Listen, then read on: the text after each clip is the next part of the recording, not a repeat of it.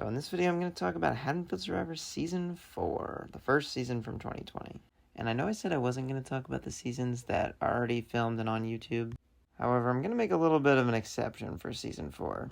I'm still not going to do Season 7 or 8 because you can watch those almost in their entirety on here, so there's really nothing to talk about. However, with Season 4, I actually think the video itself doesn't do it justice. Season 4, while it's not a perfect season, and there's a bevy of flaws production-wise, like I should have made a bunch of different decisions, I just think Season 4 is really fun.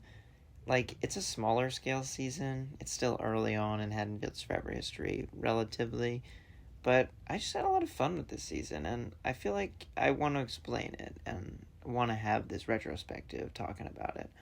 I'm not going to go as in-depth about Season 4 as I did about the first couple and then 5 and 6, because yeah, you can watch it on here, at least most of it, but I still wanted to give thoughts and go over all the little things that are not included in that video. So going right into it, Haddonfield Survivor Season 4 happened on July 12th, 2020, and this season's a little weird because there were originally talks that this was going to happen like right after COVID started, like before we actually knew it was like a huge deal. But obviously it got pushed back to the summer, which is when normal Haddonfield Survivor seasons were. And for the first time, a lot of these quote-unquote new players weren't actually fully new because some of them had done the virtual season, like Carson, Cyrus, Will. Some of them had done Big Brother, like Elliot. So it was mostly a new player season. That was kind of the appeal of it, but Haddonfield Survivor had kind of broadened at this point. I mean, we had Big Brother and Virtual in between 3 and 4, so yeah, and with that, we'll talk about the cast. So there were 13 players, a bit smaller. I think I was aiming for 14 to 15, but couldn't get that, I guess. People dropped. But I knew that 20 was too much, so wanted to scale back a little bit. And I actually think this amount of players was actually good. Like, it worked out pretty well. Would I have rather had 14 or 15 so that it like fit better? Because I wanted to do 3 tribes, and I feel like that would have worked better with 15. But still, smaller cast like this wasn't all bad. So with the new versus returning player thing, I wanted this to be an all-new player season. However, I thought it would be a fun idea to have some players who were not good players, like they had done poorly in the first 3 seasons, to come back and be like, quote-unquote captains. Now, with this being a 3-tribe season, I originally wanted 3 returning players. 3 players who had done poorly, 1 on each tribe. However, people started dropping out beforehand, so I ended up casting an extra one. So it was originally supposed to be just Chris, O'Sheen, and Jackson, but I ended up adding Dan in also. So obviously, these are players who, on their last appearance, had not done very well. We obviously had Chris, who did okay. He got about halfway, but he wanted some redemption, and he wasn't like an all-star by any means at this point. We also had O'Sheen, who obviously did really well his first season, but then had a really underwhelming performance the last year, so he was looking for redemption. Jackson went out in a whimper in Season 3. He found the idol, but was given a terrible tribe, so we also brought back Dan, and Dan wasn't originally supposed to be on the cast, but with him being on the cast, he becomes the only person to have been on every season of Haddonfield Survivor up to this point, which is a bit ridiculous considering he's also Dan. But yeah, something weird that I choose to do here, which I don't really get why I did this, is I randomized the tribes, but I should have like made an effort to like put the returning players each like 1 on each, because that ends up not happening. Kind of stupid. I mean, with 4 returning players, I really should have had 2 tribes, but I was really wanted to do the 3-tribe thing because I had not done that yet. But yeah, it was early Haddonfield Survivor. I was making some questionable production choices, but it ended up all being fine. The season was still pretty good. So as for the new players, we have Carson, who was on Virtual Survivor, didn't do that well, but Virtual Survivor, which was in early 2020 during the pandemic, not really the same thing as actual Haddonfield Survivor. We also had Cyrus and Will, who were also on Virtual Survivor and had done pretty well. But yeah, we had Elliot, who was on Big Brother, didn't really do much on Big Brother, honestly. And then we also have Isaac, who is friends with Chris and doesn't know anyone else. as well as Evan Lapid, Giancarlo, Jason, and Cyrus, Samir, and Will to finish out that second row. This cast actually worked out pretty well. I was a little underwhelmed by it at first because, like, Season 3's cast seems a lot better on paper, but I actually like this cast.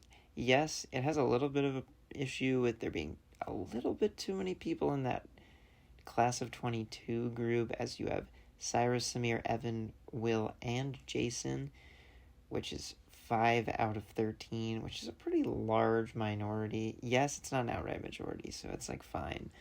It's not actually all that different from, like, the first couple seasons where we had, like, my friend group being in that similar position. And as we know, they didn't just outright dominate, so technically the other players still, of course, had a chance. And this is a problem on a couple other HFS4 seasons, so at least it led to, like, some interesting gameplay, because I actually enjoyed watching the, like, class of 22 group interact this season. They had some interesting dynamics going on, even though they were hardcore pre-gaming before this show. I mean, I'm not exactly sure how true this is, but I definitely heard that they were all meeting up the night before, and the 5 of them were hardcore trying to figure out what their strategy was going to be. And luckily they didn't totally steamroll, but we'll get into that. So here's the pre-game relationships. Obviously on the right we have the group of 5 from that grade.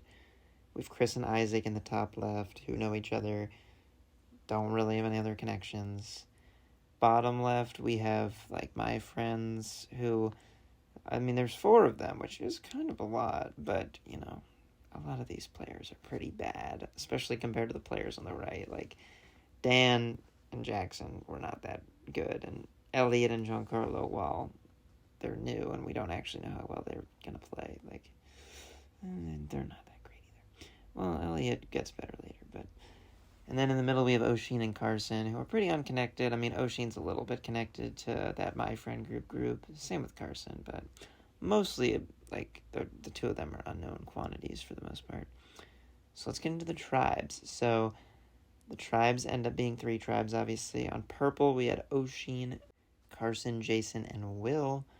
On orange, we had Isaac, Chris, Jackson, and Cyrus. And then on green, we had Elliot, Giancarlo, Evan, and Samir. So pretty mixed up. I mean, that group of 5, they're split pretty across the board. We got 2, 1, and 2. My friends are kind of all split up. It's not like anyone has an outright majority. I find it interesting that Chris and Isaac were put on the same tribe. And yeah, as you can see with the crowns, the purple tribe lost the first challenge, which was the classic relay race, as has been the tradition for the first couple seasons. But yeah, orange got first, green got second, purple goes to tribal. And yeah, so Dan was going to join this tribe after their tribal. It wasn't exactly clear who was going to go home here, so going into it, we had Will and Jason obviously together. I mean, Will and Jason were in that group of 5. They were pretty close beforehand. They weren't going to not work with each other. And they're already half the tribe. I mean, it's only a tribe of 4. But the question is, who's going home, Carson or Oshin? Because Carson and Oshin aren't working together. So, actually, Carson is the one who makes inroads with Will and Jason. I'm not sure if this was because Carson actually was doing better work than Oshin, or if it's because Will and Jason were more afraid of Oshin. Probably a little bit of both. But the other interesting thing is that Oshin finds the purple tribe idol, which I believe was really easy to find. I remember Oshin complaining that, like, I didn't hide this one very well. But yeah, whatever. So I don't think they knew this, and obviously with a tribe of 4, it's not really that easy to split the votes. So 3 of them end up voting for Oshin, and Oshin plays the idol. He's safe. But for some reason he makes the dumb decision of voting for Carson. I don't really get that. I guess he may have thought that, like, he was still good with Will and Jason, but if he's playing the idol, he knows he's getting votes, so kind of a weird move. He should have voted out Will or Jason, but he doesn't. He votes out Carson. And to save time, I'm not going to talk about all the boots, but Carson obviously didn't do that much. He was in the majority alliance. That's good. He gets idled out of the game. Kind of unfortunate. But yeah, not much else to say. Moving on to round 2. And I should say, I'm going to try to breeze through Season 4. I'm not going to spend as much time, because Season 5 is going to take a while. But yeah, round 2. The challenge this round is catching a football with a partner from your tribe. Evan and Samir win for the green tribe. Cyrus and Chris come in second for the orange tribe. Purple goes back to tribal. What do you know? So going into this round, pretty similar dynamics. Who are Will and Jason going to vote out? They already voted for Oshin. They're afraid of him. They need him to go. Question is Dan going to cause a tie? He's not going to cause a tie. He's going to let Oshin go home. Oshin goes home 3-1. Not much to it. Oshin was just immediately out on this season. Kind of unfortunate. He was trying, but couldn't really make inroads here. He was too big of a threat. But yeah, let's move on to round 3. So, challenge in this round was a scavenger hunt type challenge where you had to find balls, and the purple team actually wins immunity. They come in second. Green gets first, but orange loses, and the orange tribe travel's kind of interesting. So first of all, Chris finds the orange idol. Chris is obviously with Isaac. So, like the purple tribe, the two people who are not in the duo, one of them's probably going to go home because they're not going to work together. And Cyrus makes a large effort to become like part of Isaac and Chris's group. Isaac and Chris trust him a lot. They definitely didn't realize that there was other relationships that Cyrus had in this game. They were completely unaware of that 5-person group. But yeah, Cyrus does some good work here. They vote out Jackson. Not a great tribe draw for Jackson again. I mean, kind of unfortunate that it happened twice in a row. But yeah, Jackson's not a great player, but he didn't have the best go-around, like, luck-wise in either of these seasons, so pretty unfortunate. We lose another veteran player. Kind of funny, I mean, we've already lost 2 in just 3 tribal councils. But yeah, moving on. We now move into a tribe swap after 3 rounds, and we go from 3 tribes to 2. And this is a really funny tribe swap because the entire green tribe gets swapped onto the exact same tribe, and we didn't rig it at all. Like, it was completely random. It just happened to happen that way, which is funny because the green tribe hasn't even gone to tribal council, so funny how it works. But they get joined by Dan, and then Will and Jason get swapped onto the orange tribe, which is also completely intact, so pretty funny result, honestly. I also should note that at this point, Samir had found the green tribe idol, so Samir is the green tribe idol, Chris has the orange tribe idol. And yeah, now that we're at the tribe swap, we have a golf challenge, and Dan clutches it up for his team. Green wins yet again. Those people have gone this far into the game, and all of them, except for Dan, have avoided tribal so far, so it's kind of impressive challenge-wise. But yeah, the orange tribe goes to tribal, and this is where we see the pre-game alliance come into play, because Chris and Isaac think they have Cyrus. He's from their original tribe. He did a lot of work to make himself seem like he was with them. But now that Jason and Will are on their tribe, I mean, Cyrus has a pre-game relationship with them. He's going to be with them, but he acts like he's with Chris and Isaac. I don't think he knew Chris had the idol, but he does a good job at preventing Chris from playing it. And yeah, the Chris and Isaac vote for Will. Cyrus flips. Chris gets out, and this was unfortunate for Chris. I mean, if only he had played the idol, the season could have been radically different. I mean, with the Will out here, that would have been crazy. But yeah, Chris was too trusting of Cyrus. He should have been more wary, should have known. But he finds an idol, and he does okay on the season. But yeah, that's 3 veteran players down, and we're not even at the merge yet, so I mean, these weren't great players to start off with, but it's kind of funny how bad they did again. We have now reached the final pre-merge round, and the green tribe finally has to go to tribal here. So the challenge is a trivia challenge, normal real-world trivia, and the orange tribe actually wins immunity. So green tribe gets to go to tribal. But before that, I want to mention that on the orange tribe, Isaac, who had just lost Chris, basically gets picked up by Cyrus at this point. I mean, he still trusts Cyrus despite what happened, and he basically just wants to stay loyal to him. And Cyrus really lucked out with the fact that Isaac was on this season and that he was in the position with him that he was, because Isaac being just a free number for Cyrus really helps him out this season. But yeah, let's get into the Green Tribe's first tribal council, because this tribal is so funny. One of the reasons why this season's really good, there's a couple really good rounds this season. So, going into the tribal, the Green Tribe, the original Green Tribe, is everyone except for Dan. They make an agreement that they're just going to vote for Dan, which doesn't make any sense because Elliot and Giancarlo should not be voting out Dan. That doesn't make any sense. They should be voting out one of the 2022 people because they know there's 3 of them on the other tribe. It doesn't make any sense. Elliot was way too trusting of Evan and Samir. But luckily, before tribal, there's a special extra idol that's hidden in tribal council, and Dan finds it as they're walking into tribal. And this is obviously going to throw a wrench in everyone's plan because the rest of them vote for Dan. So Dan has the sole vote to eliminate, but instead of doing that, he thinks it would be more fun to force them all to vote for each other. So he decides to vote for himself and force a revote. I don't know if Dan knew what he was doing here. He just thought this would be funny.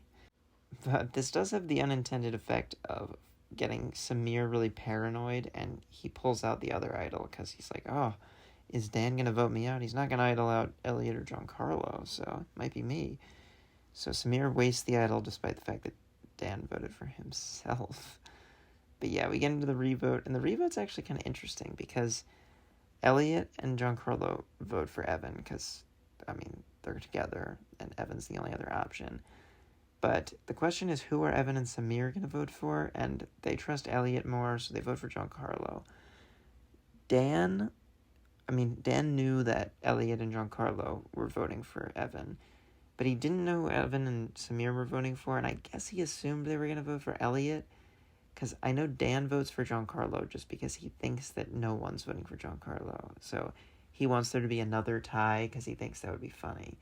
But he's wrong about that, and Giancarlo ends up going home, which is stupid strategically because those 3 people in my friend group should totally be staying together. There's no reason why they should be voting each other out, but Dan's not a strategic player. He's just here for the memes. But yeah, we lose Giancarlo, who is not strategic and doesn't play well, and yeah, he doesn't do much on the season. So let's move on. We're at the merge now, and going into the merge, there's a lot of class of 22 people still here. We got 5 of them. They make up most of the tribe, 5 out of 8, and Isaac is basically just a blindly loyal number for Cyrus and Jason, kind of. So it's not looking too good for Elliot and Dan, I'll say that. But this merge actually is pretty interesting, because while the class of 22 group does have complete control over the game, some of the decision-making made by the power players is kind of really fascinating to watch here, and there are some pretty big moves that start happening pretty early, so we'll get into the first round, which is a little bit less interesting, but it sets up everything for later. The challenge here is planking, and there were 2 immunity necklaces here. Both Cyrus and Jason win immunity in this first round. So immediately at the merge, the group of 5, the pregame alliance, they re-solidify their allegiances to each other. However, it's pretty clear that Evan and Samir, being from the Green Tribe, also have some sort of side deal with Elliot, and they feel like they're in the center of the tribe. Now, they're really not. They're not actually in a good position here. And the reason I say that is because Cyrus, Will, and Jason, who are much better players than Evan and Samir, I will say, they have Isaac, so they have 4 people. So by pointing at Dan and Elliot and getting rid of them, they're just basically saying that Evan and Samir are going to be first off when they have to vote out their alliance. Because, they're eliminating Evan and Samir's extra numbers instead of their own extra number in Isaac. This is just pretty clear that Evan and Samir were a little bit of a separate faction here, just because inherently they were on a different tribe. So Jason, Will, and Cyrus had made a solid core 3 at this point. But yeah, the vote's pretty simple. Elliot is closer with all of the class of 22 people than Dan. Dan's also Dan. He's unpredictable, so they wanted him out. So they target him instead of Elliot. Dan votes for Elliot because he thinks Elliot's the only other person who could go home. And Elliot knew this because I guess Dan told him, And he votes for Isaac in case Dan has some idle shenanigans, which I guess is a fine move, sure. Dan goes home. Final returning player, so that's cool. And this is Dan's best game up to this point, just because he, guess, made it further, but he plays poorly again. But yeah, that's Dan for you. So now we reach the final 7 round, which I guess is the best round of this game. It's probably the best round of the game. I mean, the Dan tribal where he plays his idol and negates all the votes is also pretty funny, but this round is really more of an interesting round, and it's pretty crazy too. So Elliot's the easy vote here, but they could also vote for Isaac because obviously he's not in their core group, and obviously Samir and Evan suggest Isaac. The other group, they'd rather vote for Elliot, but Elliot wins immunity at the Frisbee challenge, so they can't do that. And Cyrus is pretty unwilling to let his goat and just free number and Isaac go, so with Elliot having immunity, there's really no option here. It's time to make a big move. I mean, his side of the numbers here has 4 people, so they can do whatever they want. I will say, I'm not exactly sure, had Elliot not won the immunity challenge here, whether or not they would have voted him out, because it probably was the time to make a blindside here anyway, even if Elliot wasn't safe. But I can't say for certain. It is possible that they could have waited, voted Elliot here, and then flipped in the next round. But yeah, Elliot does have immunity, so Cyrus and Will decide it's time to flip and vote out Samir, the biggest threat. So let's get into the votes. The 4 of them on their side end up voting for Samir. Samir and Evan think it's Isaac, as he's the only person not in their pregame group. And yeah, Samir gets blindsided by the quote-unquote superior twin in Cyrus, as he would call himself. Pretty brilliant move. I mean, the fact that he has Isaac as a goat and a scapegoat for them to vote for, and that he convinces them that they're safe, so good, so brilliant. Elliot's also left out of the vote.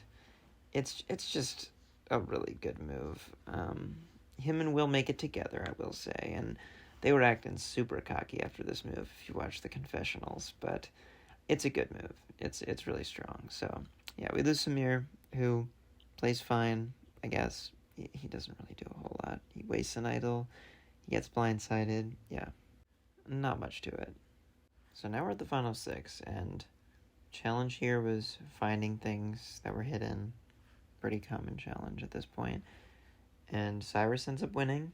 He gets to the final 5. And really the only question here is, are they going to vote out Evan or Elliot? Evan feels blindsided at this point. I mean, he was with Samir. Elliot's always been on the bottom, and I guess they just didn't really see Elliot as that big of a threat. Which, I mean, he wasn't that big of a threat. I think there was also some elements of, Cyrus and Will knowing that they're controlling the game, they're gonna flip on each other, so, what pawns do they want to still be in the game? But with them both deciding at this point, and we can just get into the votes now, they both decide that Evan has to go, so the group votes for Evan. I don't know why that would have been better than voting out Elliot. I mean, Evan's not, that strong of a player. I feel like either Cyrus or Will probably thought, I'm going to pick up Elliot and blindside the other one, and I can't pick up Evan as easily. But I'm not sure which of them would have thought that. Probably Cyrus, because I feel like Will would have picked up Evan better. But yeah, they voted Evan. Evan and Elliot vote for Jason for some reason. I don't really know why. They had no idea what was going on. But yeah, this round always kind of confuses me, because I really don't get the logic in voting out Evan or Elliot. I mean, at the end of the day, it doesn't really matter. Maybe they were just voting him out because they thought he was better at the challenges. I don't know. Evan and Elliot, it doesn't matter. I'm sure Will and Cyrus already knew that the final 5 round was going to be a battle between the 2 of them, and this was more so just set up. So yeah, let's get into that final 5 round. And this is also one of the good rounds of the game. So we get a timed paper puzzle challenge where Isaac destroys everyone, which is cool, but doesn't matter because he's Isaac and he's just a pawn in this game. But the question here is, who's going to win the battle? Cyrus or Will. They both controlled the game up to this point, but which of them really has positioned themselves well to beat the other? And I mean, they could have just voted out Elliot here. I mean, they had the numbers to do that. But Cyrus and Will knew that they had to blindside each other. I mean, they can't let the other take credit for their moves, obviously, that they did together, so they had to. So obviously Cyrus has Isaac. He's had Isaac from the beginning. Will has Jason. He's had Jason from the beginning. Elliot's the swing vote, so that's why I really think the last vote, was really good for the person who ends up winning this round, which is Cyrus. So maybe he did that intentionally. Maybe he knew Elliot was going to side with him here, and Evan might not have. So yeah, Elliot ends up siding with Cyrus, which is a weird move in my opinion. I don't know if Elliot could have won the game at this point, but Cyrus was such a big threat. And while Will did do most of the same things as Cyrus, Will's Will. A lot of people don't respect Will. He wouldn't have had as strong of a chance in the final tribal. So siding with Cyrus is kind of a weird choice in my opinion here. I think if he had voted out Cyrus here, yeah, he probably still gets 4th place. But had he gotten to final tribal, I do think he actually might have won. So I disagree with the decision here. And it's also bad on Will that Elliot doesn't even make a move that's in his best interest. So yeah, we lose Will, who up until this point was playing really well. He controlled his original tribe. He controlled most of the middle part of the game with Cyrus, made some big moves on Samir. Yeah, pretty good game. Not a lot of flaws other than this last round. Now we're at the final 4, and Cyrus is here with his perfect 2 pawns, Jason and Isaac, who have basically done most of what he said.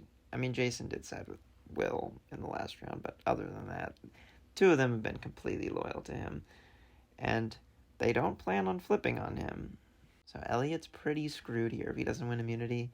And hey, what do you know? Jason wins immunity. He knocks the mug off the post, which is a pretty hype moment. Go watch Haddonfield Survivor Season 4 if you haven't already. Full season's available on YouTube. But yeah, Elliot's pretty dead here, and he makes a good-ish pitch where he, points out that Cyrus is going to win, and they should keep him in, because he's not going to win. And it doesn't work, because Jason and Isaac are blindly loyal players that only care about playing an honest game. And I'm glad it doesn't work, because I'm glad Cyrus was rewarded for his amazing gameplay, but I do think if Elliot had gotten him out here, he might have won the game, because while he didn't play great, and we can just talk about Elliot now, because yes, he gets voted out 3-1, Elliot plays poorly. He does some weird things early on where he lets Giancarlo go home because he's mishandling Dan, he votes Dan out. All of that's weird. He gets flipped on when Samir goes home. He doesn't know what's going on when Evan goes home. He makes a bad decision at the Will vote. Elliot hypes up this game way too much. He plays not good, and he loses at the end against Cyrus, even if he had gotten there. And even if he got into the end against Jason and Isaac, I mean, he probably wins, but, I don't know if he wins by that much, honestly. Jason would have gotten some of the votes. But he was fun on this season. I did like watching Elliot on this season. It was some good energy when he won immunity and his speeches at Tribal. But yeah. So let's get into Final Tribal. So, pretty clear-cut decision here. I mean, Cyrus completely destroyed this game. Isaac and Jason were mostly just pawns in this game. Going into the vote, I mean, Cyrus had Will as a absolutely locked vote. Samir is a pretty locked vote. Even Chris was a pretty locked vote. I mean, he considered voting for Isaac because he likes Isaac and he's his friend. He wanted to vote for him, but he just was not going to because he couldn't. Dan, Giancarlo, and Elliot were debating voting for Jason, but they knew Cyrus played the game better. Same with Evan. And yes, Elliot does end up voting for Jason. Cyrus does not win 7-0, which is so dumb. Cyrus should be a unanimous winner. It's so stupid. Elliot had this thing about, Jason was the one who got him out, which isn't even true. Whatever. So he votes for Jason, and I guess it's cool that Jason got second over Isaac, who really was not good on this season. But yeah, Cyrus wins the game, and he might just be the best winner, and such a fun winner to watch. I mean, that final tribal, he's so arrogant, but, obviously he did destroy the game, so it's just so fun watching his energy. I mean, he wanted to win so bad. He's like such a Boston Rob type character. Such a good game to watch. And as I've said, Cyrus, best player in Haddon Forever history, hands down. Isaac and Jason, pretty not good. I mean, Jason's a decent player, pretty passive, and then Isaac is Isaac, so, not much to say there. We can go into my rankings. Oshin plays actively bad. Jackson doesn't really do much. Same with Giancarlo. Carson gets into a majority alliance, so that's something. Dan, he finds an idol. He negates some votes, but he's completely aloof and just doing stupid stuff. Chris, he's in control of that original tribe. He finds an idol. He just gets blindsided. Isaac makes it pretty far, but I would just call him a passenger, so he's not that high on this list. Evan and Samir, they played okay. I mean, they got out of that green tribe, which was pretty good, but then they just get blindsided by Cyrus and Will, so that's not good. Elliot, same thing, but he at least got closer to winning and had a couple pros to his game. Jason was in the majority for most of the game, but was just passive. He won some challenges. He was good socially. And then Will and Cyrus dominated the game, and Cyrus outplayed Will, so he has to be the best player this season. But Will didn't play bad. I mean, other than getting outplayed by Cyrus and mishandling the pawns at the end with Evan and Isaac and Elliot, he played pretty well for most of the season. It's just Cyrus played better. There we go. That's Season 4. Season 4 has a special place in my heart. It's a really good season, honestly. It's a smaller one. It has some flaws. The setup was a little weird. There's one group that mostly dominates the game, but it was just a fun ride, and I'm a big fan of it. It's towards the top of my season rankings, honestly. It's up there with 3 and 7, honestly. But yeah, 4 takes us straight into heroes versus villains because the 2 seasons were both in the same summer. They overlap a lot. I mean, it continues a lot of the stories from this season. So yeah, that's Season 4. Peace out.